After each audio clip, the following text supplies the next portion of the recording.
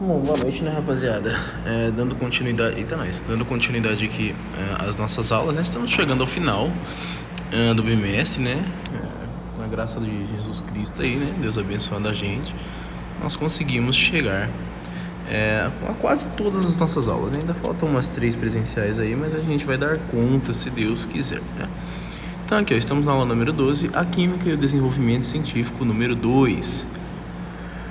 O nosso conteúdo são ácidos inorgânicos. Nosso objetivo é compreender a utilização devida e a indevida dos ácidos inorgânicos, né? Então, olha só, primeiramente, né, todos juntos, ao longo de 5 minutinhos aí, analisem a imagem e respondam as questões. Vocês vão copiar as questões aí e respondê-las no caderno. Quais substâncias ácidas estão presentes em seu cotidiano? Como vocês identificam que uma substância é ácida? E quais as principais características desse tipo de substância? Quais são as principais utilizações e aplicações dos ácidos? E se esse tipo de substância pode ser utilizado de forma indevida? Vamos lá, respondam que eu já dou continuidade. 5 minutinhos aí, tá? Agora é... Cadê aqui? Desce, meu filho. Vai. 40, 1h45, estarei de volta.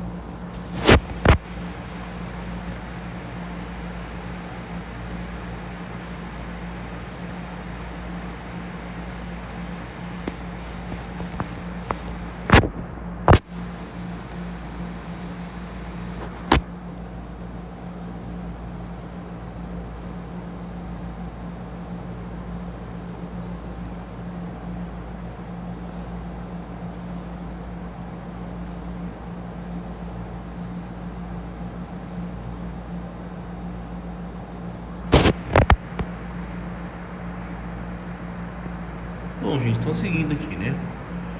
O que são os ácidos? Bom, segundo Arrhenius, né, que é o cara que postulou as teorias ácido-base, os ácidos são substâncias que, em solução aquosa, sofrem ionização. O que é isso, né? Eles vão se separar, os íons vão se separar, e o cátion vai ser somente o hidrogênio, né? O cátion, que é a parte positiva, o íon positivo, será apenas o hidrogênio ou H3O+, que a gente chama isso de hidrônio, né? Então tá lá, ó, o HCl, que é o ácido clorídrico, mais água, vai aí se dissociar em H3O+, hidrônio, e Cl-, que é o cloro, tá? Na ionização, a água tem como reagente para a formação de íons, né?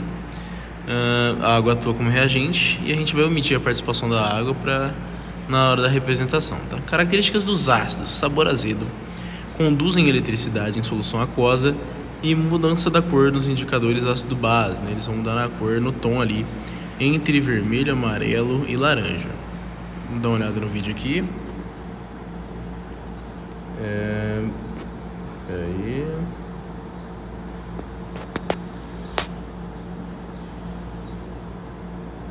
Isso. Só um instante.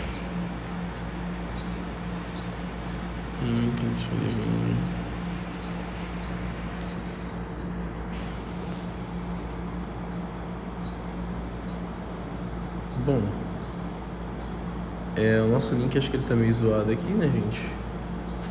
Então eu vou dar continuidade aqui na aula, tá? Bom, seguindo a aula aqui, pessoal, propriedades dos ácidos, né? Eles vão ter reações com metais, reagem com os metais aí como o zinco e o magnésio e formam o gás hidrogênio, né, durante aí a reação. Então, ó, por exemplo, ali, tá reagindo com o zinco, é um metal, né, mais o ácido clorídrico, que é o HCl, essa primeira aqui, ó, tá formando aí, né, o cloreto de zinco e o gás hidrogênio, o H2. a reação do hidrônio com trióxido de carbono, né? Os ácidos reagem com bicarbonatos e carbonatos e liberam gás carbônico. Olha, você tá vendo? Carbonato reagindo com o ácido clorídrico mais uma vez, dentre os reagentes, ou carbono, gás carbônico. E mudança de cor dos indicadores. A gente usa fenolftalina, as fitinhas aqui. Fenolftalina incolor, né? Papel de tornassol azul para vermelho. E o repolho roxo muda de roxo para vermelho, né? Então, os indicadores ácido base. Então, sempre que for no tom do vermelho, do amarelo ou do laranja, nós tratamos de um ácido, né, nos indicadores. Uma questão do Enem 2022, um grupo de alunos realizou um experimento para observar algumas propriedades dos ácidos, adicionando um pedaço de mármore, que é um carbonato, né, a uma solução aquosa de ácido clorídrico, observando a liberação de um gás e o aumento da temperatura. Ele botou o ácido, né, o mármore, aí está liberando o gás e aumentou. O gás obtido no experimento é o A, hidrogênio, B, oxigênio, C, carbono, D, monóxido de carbono e C, o gás cloro. Vou dar um tempo aí para vocês responderem. Anota a questãozinha aí, né? E coloca qual questão você acha que está correta. Eu acabei de falar, né, sobre. Então eu creio que, né, é só dar uma olhadinha. Aguardo vocês aí, dá uns 5 minutinhos para responder, né? Vamos lá.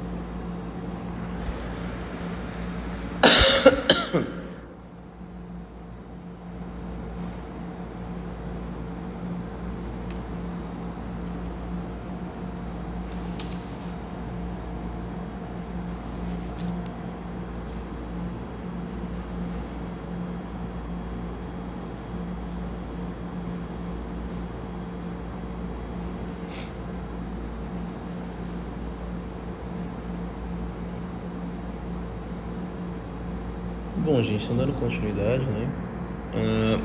Lembra que na reação ali com o ácido, né? A gente falou até aqui em cima, ó, sempre que ele reagir, né, ele vai ter a formação aí de algum gás, né? Ele reagiu aí com o carbonato ali, né? Qual gás vai ser liberado? É o hidrogênio, é o oxigênio, é o CO2 ou é o monóxido? É o CO2, né? Por quê? Lembra que eu falei para vocês? Sempre que ele reage com metal, ele vai liberar o gás hidrogênio. Quando ele reage com bicarbonato, né? Como é o caso desse aí que tem o calcário, né? O cálcio ali, ele vai liberar, dentre aí os fatores, um gás carbônico. Então aqui, ó, letra C, gás carbônico. Bom, vendo as ações sobre os indicadores, né? Os indicadores, eles são substâncias, gente, que vão mudar de cor em função de um meio ácido ou básico, né? Uma escala numérica conhecida por escala de pH indica se o meio é ácido ou se o meio é básico. Então, por exemplo, o pH ele vai de 0 a 14, tá? E quanto mais próximo do zero, maior é a acidez, né? Maior concentração de hidrônio. Quanto mais próximo do 14, maior é a basicidade. O básico ele é o contrário do ácido, né? E quando está no 7 é neutro, ele não é nem ácido nem básico, que geralmente é, em média, aí, o pH da água, né? Vamos ver se isso daqui vai, papelzinho de tornassol, vamos lá. Para saber se uma substância tem características ácidas ou básicas, nós podemos utilizar um papel tornassol, que é um indicador para ácido e para base. Se o indicador for azul e ao entrar em contato com a substância ficar rosa, nós temos um ácido. Então, se o papel tornassol azul ficar rosa, temos um ácido. Por sua vez, se o papel tornassol rosa ficar azul, temos uma substância básica. Então, se o indicador for de rosa para azul, temos uma base. Legal, né? Para saber se uma substância tem características... Bom, então vocês viram aí os indicadores ácido-base, né? Quando no ácido ele vai puxar para o vermelho, rosa, né? Esse tom de cores. Quando para o básico ele vai puxar para o azul, roxo, né? Mas esse tom aí. Ácidos, aplicações, classificações e nomenclatura. Todo ácido, né, tem o elemento hidrogênio. Todos, obrigatoriamente. Podemos ter oxiácidos que contêm oxigênio, como por exemplo o ácido sulfúrico ou o ácido fosfórico. Podemos ter hidrácidos que não contêm oxigênio, né, como o ácido clorídrico, né, e o ácido cianídrico. Não tem aí, né, oxigênio. E a nomenclatura a gente faz a partir do ânion formado na ionização do ácido, né? O ânion eto, ato, ito, o ácido é hídrico, ico ou oso. Então, por exemplo, o nome do ácido é o nome do ânion com a terminação trocada. Olha lá. O ânion formado aí é o cloro, né? Então seria hídrico, clorídrico. O ânion formado aqui é o enxofre, né? Mas do latim sulfuros fica ácido sulfúrico. E do HNO3, né? O ácido nitroso vem do nitrogênio, por isso nitroso, tá? Então é ito, rico, né? E hídrico, tá? Mas se isso aqui vai dar... Quais os ácidos mais comuns na química do cotidiano? Ácido clorídrico é conhecido comercialmente como ácido muriático, que é uma solução aquosa de ácido clorídrico. O ácido clorídrico também está no nosso estômago para fazer a digestão dos alimentos. O ácido sulfúrico, H2SO4, está presente nas baterias de automóveis e é um dos grandes vilões da chuva ácida. O ácido nítrico é um ácido forte, como os dois anteriores. Ele é usado na fabricação de explosivos, como a TNT. O ácido acético é um ácido orgânico fraco que está presente no vinagre aí na sua casa. O ácido carbônico, H2CO3, que é um ácido fraco, instável, presente nas bebidas gaseificadas, como por exemplo nos refrigerantes. Desafio: posta aí mais 3 ácidos importantes para o nosso cotidiano, citando suas utilidades. Bom, gente, temos aí alguns ácidos importantes, né? O clorídrico, o ácido fosfórico, né? São ácidos aí que são importantes ou são usados no nosso cotidiano. Agora um pouco sobre a força dos ácidos, né? Exemplo, a força de um ácido é a relação entre o número de moléculas ionizadas e o número total de moléculas dissolvidas. Então você botou o ácido lá para dissolver, né? E quantas moléculas vão se ionizar e quantas não vão. Isso vai ser determinado aí pela condutibilidade da solução. Então, exemplo, a cada 100 moléculas de ácido clorídrico, 92 sofrem ionização, né? Isso a gente faz a formulinha, né, que é o número de moléculas ionizadas sobre o número de moléculas dissolvidas, isso vai dar um valor. E dependendo do valor que ele der, se for maior do que 50%, é um ácido forte. Se for entre 5% e 50% é um ácido semi-forte ou moderado, e menor que 5% é um ácido fraco, tá? Então, por exemplo, o ácido clorídrico aí, ó, 92 moléculas por 100, né, dá 100%. Logo deu acima de 50, ele é um ácido forte, tá? Então, olha a força dos ácidos ainda, né? Os hidrácidos mais conhecidos são classificados da seguinte forma: fortes, o ácido clorídrico, né? O ácido bórico e o ácido hídrico, né? O semi-forte é o ácido fluorito, né? E os demais ácidos, né? O sulfúrico e o nitroso são aí mais fracos. A força dos oxiácidos pode ser determinada pela diferença do número de átomos de oxigênio e o número de átomos de hidrogênio ionizáveis. Então, olha só, é o número de átomos de oxigênio menos o número de átomos de hidrogênio. Então, o valor de X entre 3 ou 2 é um ácido forte. Então, olha lá, eu tenho 4 oxigênios e 2 hidrogênios. Então, 4 menos 2, 2 é um ácido forte. Um semi-forte ou moderado é quando dá 1. Olha lá, 4Os menos 3Hs dá 1. E fracos, O menos H, 0, né? É um ácido fraco. Então vamos lá, observe o esquema representado abaixo. Sabe-se que a força de um ácido, na teoria, é indicada por uma grandeza chamada grau de ionização, né, que é o alfazinho ali. Isto é, pela relação matemática entre o número de moléculas ionizadas e o número total de moléculas dissolvidas. Na prática, para os oxiácidos, existe uma relação estreita entre a quantidade do hidrogênio ácido e o número de oxigênios presente na molécula do oxiácido. Sendo assim, em qual das soluções de mesma concentração e na mesma temperatura, a lâmpada do esquema apresenta maior brilho? Vocês têm aqui as opções, né? Deixa eu colocar um pouco mais de zoom. Dá um tempinho para vocês fazerem aí, né? Descobrirem qual desses ácidos é o mais forte, né? Qual que vai gerar mais, fazer a lâmpada acender mais forte, mais intensa, tá?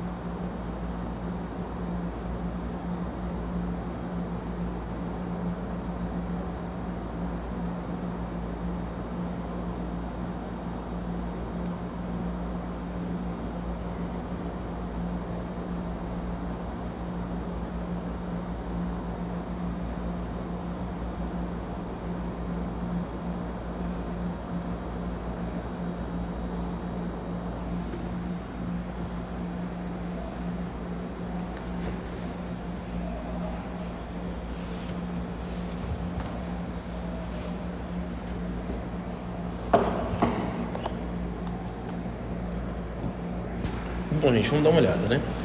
Bom, vocês aprenderam agora, acabei de falar, que eu faço quantidade de oxigênios menos a de hidrogênios. Se der entre 2 e 3, né? Aqui, ó, é forte. Se der 1, moderado. Se der 0, fracos. Então, eu tenho que achar o ácido mais forte aqui para ver se rola o negócio, né? Então, aqui eu tenho 3Os menos 2. Esse ácido carbônico aqui vai dar 1. Então, esse é um ácido semi-forte ou moderado. Vamos ver se tem um mais forte que ele. 4Os menos 1H deu 3, então esse é um ácido forte, né? E ele pode ser que vai ser um dos bons. 4 menos 4, 0, esse é um ácido fraco. 3 menos 1, 2 também é um ácido forte, mas não tão forte quanto o da letra B, né? E esse aqui, 2 menos 3, dá menos 1, ácido fraquíssimo, né? Então qual que vai ter o brilho mais intenso? O que deu maior valor aqui, só pode ser a alternativa B, tá? A importância dos ácidos versus os impactos do uso indevido, né? O cianeto de hidrogênio, lá, o HCN, na forma de pesticida, o Zyklon B, o Ciclone B, foi usado em campos de extermínio alemães durante a Segunda Guerra Mundial, né? Aqueles nazistas safados, né? A partir de março de 42, ele foi usado lá em Auschwitz, né? Esse gás que eles usavam para matar os judeus, né? O maior campo de concentração nazista. A substância é muito volátil, né? Quando ele é puro, ele pode ser encontrado na forma líquida ou gasosa, por conta do seu baixo ponto de ebulição, que é 25 graus praticamente, muito abaixo da temperatura ambiente, né? E grande volatilidade. Borbulhando em água, produz uma solução chamada de ácido cianídrico ou ácido prússico, que contém os íons H+, e Cn-. Tem um cheiro forte de amêndoas amargas, é extremamente tóxico por todas as voltas de exposição.